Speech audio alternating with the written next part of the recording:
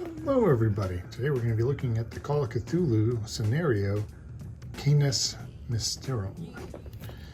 This is a really cool little adventure by Scott Hartman. This was really early on in the 7th edition life, almost between 6th and 7th edition Call of Cthulhu.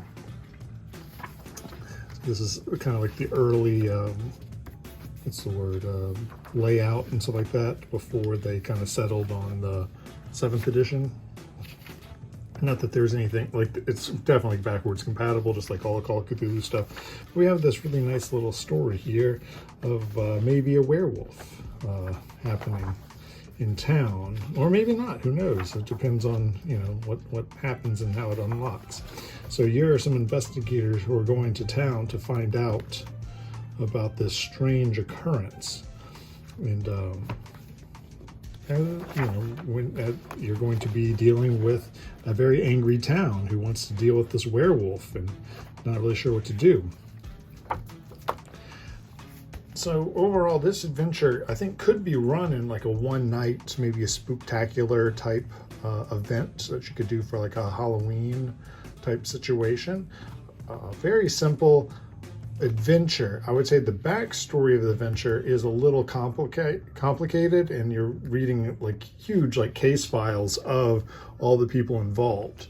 Not that that's a bad thing, you just know how to play these characters a lot better. I would suggest this one if you're wanting kind of like a more low-key Call of Cthulhu adventure, less world-shattering events and more like, you know, just events that tilt your worldview type thing. So this was a kind of a fun read. I didn't get to play it with my players. They're used to more cosmic stuff and a less down home, but I think this would be a really cool continuation of an adventure. Like, say if you have a campaign, Call of Cthulhu campaign with your investigators doing things, this is a good one to throw in just to kind of to change things up a little bit. You can run it as a one-shot, and I think it would work very well. Really cool old adventure. It's much easier to get the PDF now than it is to get the physical, as you can see with all the things I had to hunt it down to find it.